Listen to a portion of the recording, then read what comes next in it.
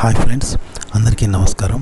ఈరోజు మనం మాట్లాడుకోబోతున్న అంశం ఏంటి అంటే అమ్మాయిలు హస్తప్రయోగం చేసుకుంటారు, ఎలా చేసుకుంటారు అనే విషయం మాట్లాడుకుంటూ ఉన్నాం. అయితే అబ్బాయిలు హస్తప్రయోగం చేసుకుంటారు ఒక వయసు రాగానే, అంటే 12, 13, 14 నుండి అబ్బాయిలు హస్తప్రయోగం చేసుకుంటూ ఉంటారు కదా. ఇదే రీతిలో అమ్మాయిలు కూడా చేసుకుంటూ ఉంటారు అనమాట. ఒక వయసు రాగానే వాళ్ళకు కూడా కామం కలుగుతుంది, కోరికలు కలుగుతాయి.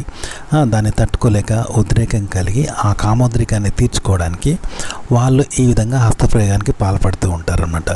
ఇది అమ్మాయిలకు కూడా ఉంటుంది హస్తప్రయోగం.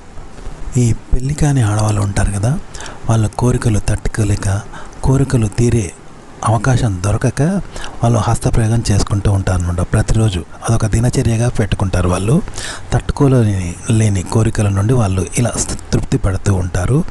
కొన్నిసార్లు అసలు ఈ హస్తప్రయోగంలో వాళ్ళు పొందే తృప్తి ఎలా ఉంటుందంటే అసలు మొగుడు దగ్గర కూడా ఆడది పొందదనమాట. అంత అద్భుతమైన ఆనందం పొందుతూ ఉంటారు. హస్తప్రయోగంలో వాళ్ళకి అంత సంతృప్తి కలుగుతూ ఉంటుంది ఆడవాళ్ళకి. ఈ పెళ్లి కాని ఆడవాళ్ళు ఏం చేస్తారంటే వట్టప్పుడు మామూలుగా కనబడతారు. మనకు ఏ కోరికలు లేవో, వీళ్ళకు సెక్స్ అంటేనే తెలియదు అన్నట్టుగా కనిపిస్తారు. కానీ అది కేవలం తప్పు మాత్రమే. వాళ్ళకు సెక్స్ కోరికలు ఉంటాయి, వాళ్ళకు కామోద్రేకం ఉంటుంది, వాళ్ళకు కామం కలుగుతూనే ఉంటుంది అబ్బాయిలు ఆయన లోపల. అయితే వీళ్ళు ఏం చేస్తారంటే అదను చూసుకుంటారు. ఇంట్లో ఎవ్వరూ లేనప్పుడు కథం ఇక వాళ్ళలో ఉన్న కామం బయటకు వస్తుంది. అంతే, తలుపులన్నీ బిగించుకొని చక్కగా హస్తప్రయోగం చేసుకుంటారు. అంటే ఇంట్లో ఎవ్వరూ లేనప్పుడు ఏకాంతం దొరకగానే వాళ్ళ చేతులు వాళ్ళ మర్మావయవం పైకి పోతూ ఉంటాయి అన్నమాట. అప్పుడు వాళ్ళు ఆడ ప్రేరేపించుకొని చక్కగా హస్తప్రయోగం చేసుకొని ఆనందం పొందుతూ ఉంటారు ఆడవాళ్ళు. అయితే ఈ హస్తప్రయోగం అనేది 100% మంది అమ్మాయిలు చేసుకుంటారు పెళ్ళికి ముందు అనమాట. అంటే హస్తప్రయోగం అంటే స్వయంగా ఎవరి చేతులతో వారి మర్మావయవాలను స్పృశించుకోవడం, రాపిడి కలిగించుకొని ఆ విధంగా వాళ్ళు ఆనందం పొందుతూ ఉంటారు. దీన్ని హస్తప్రయోగం అంటారు. ఇది 100% మంది అమ్మాయిలు చేసే పని ఇది. కాకపోతే చాలామందికి తెలియదు ఇది. అయితే ఈ అమ్మాయిలు ఏం చేస్తూ ఉంటారంటే వాళ్ళ చేతులను యోని మీద తాకుతూ ఉంటారనమాట. రాపిడి కలిగించుకోవడం, స్పృశించుకోవడం, తాకడం, లేకపోతే ఏవైనా ఇంట్లో ఉన్న కొన్ని మెత్తని వస్తువులు ఉంటాయి కదా, వాటిని సెలెక్ట్ చేసి పెట్టుకొని హస్తప్రయోగం చేసుకునే సమయంలో దాన్ని అందులో దోచుకొని ఈ విధంగా వాళ్ళు ఆనందం పొందుతూ ఉంటారు. అద్భుతమైన భావప్రాప్తికి లోనవుతూ ఉంటారు.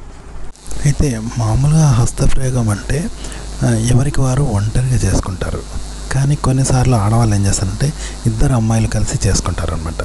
ఇద్దరు అమ్మాయిలు ఒకరికొకరు ఫిక్స్ అయిపోయి ఏకాంతం దొరికినప్పుడు ఒకరినొకరు స్పృశించుకుంటూ, కౌగిలించుకుంటూ, లేదా ఒకరి మర్మావయవాలను ఒకరు ప్రేరేపించుకుంటూ, అలాగే ఒకటి రొమ్ములను ఒకరు పిసుకుతూ ఈ విధంగా కూడా వాళ్ళు హస్తప్రయోగం చేసుకుంటారు. ఇదో రకం అనమాట.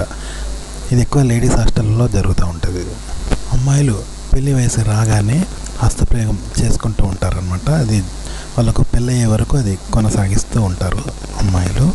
అయితే ప్రతి అమ్మాయి కూడా తప్పకుండా హస్తప్రయోగం చేసుకుంటుంది. తన జీవితకాలంలో ఒక్కసారైనా హస్తప్రయోగం చేసుకుంటుంది.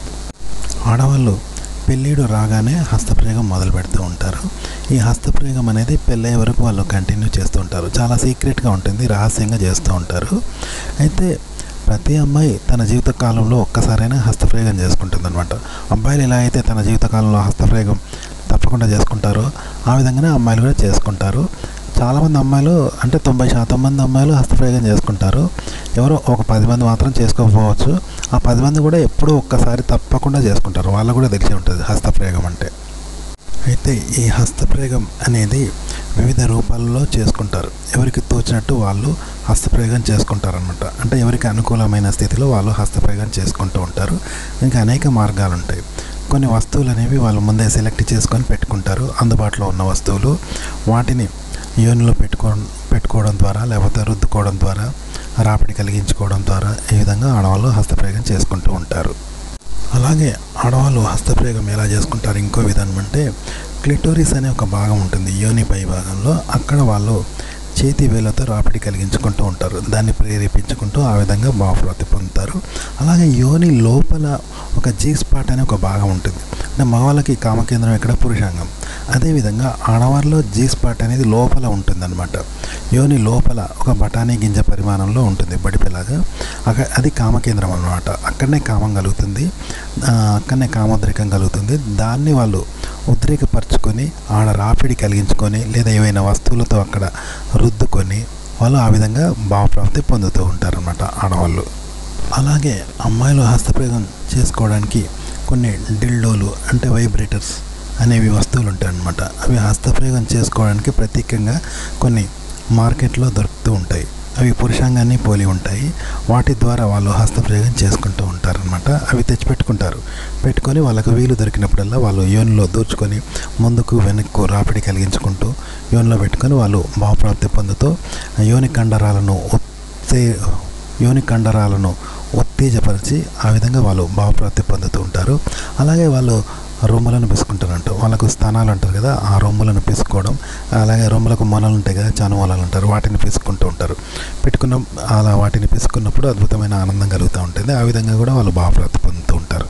అయితే చాలామంది ఆడవాళ్ళు చేసే పని అయితే ఫింగరింగ్ అనమాట. ఫింగరింగ్ అంటే ఈ చూపుడు వేలు కానీ మధ్య వేలు కానీ ఉంటుంది కదా, దాన్ని యోని లోపలికి దూర్చుకొని లోపల జీ స్పాట్ అనే భాగం ఉంటుంది, ఒక బొడిపలాగా, దాని మీద రాపిడి కలిగించుకుంటూ ఉంటారు.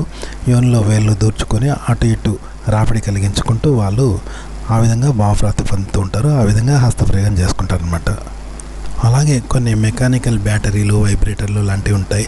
లేకపోతే ఎలక్ట్రికల్ టూత్ బ్రష్లు ఉంటాయి కదా, అవి బటన్ ఆన్ చేయగానే ఆ బ్రష్ కదులుతూ ఉంటుంది అనమాట. అది జీ స్పాట్ మీద పెట్టగానే అది రాపిడి కలిగిస్తూ ఉంటుంది ఆటోమేటిక్గా. ఆ విధంగా కూడా అమ్మాయిలు పరవశం పొందుతూ ఉంటారు, భావప్రాప్తి పొందుతూ ఉంటారు. అలా కూడా హస్తప్రయోగం చేసుకుంటూ ఉంటారు అమ్మాయిలు. అలాగే ఇంకొకటి ఏంటంటే అమ్మాయిలు ఏం చేస్తుంటారంటే దిండు ఉంటుంది కదా, దిండు అంటే తల కింద పెట్టుకుంటారు చూడండి, తలగడ అంటారు.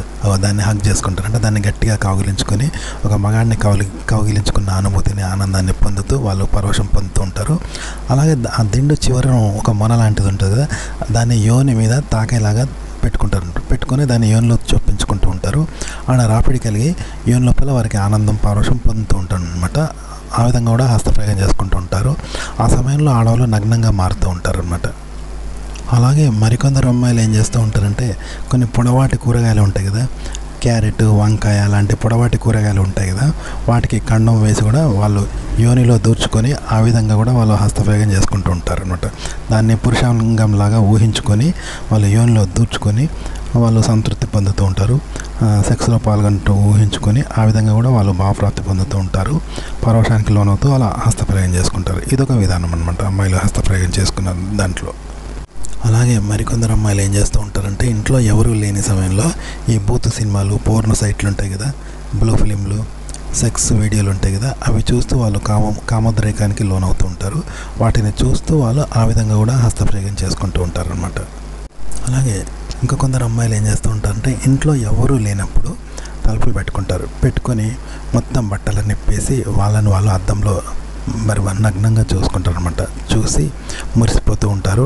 ఆ తర్వాత బెడ్ మీద పడి గుద్దుతూ ఉంటారు. మగాడు ఎలా అయితే హస్తప్రయోగం చేసుకునేటప్పుడు పిల్లని అయితే గుద్దుతాడో ఆ విధంగా ఆడవాళ్ళు కూడా బట్టలను నిప్పేసి బెడ్ మీద పడుకొని గుద్దుతూ ఉంటారు అనమాట. మర్మావయాన్ని ఆ బెడ్కు గుద్దుతూ ఉంటారు.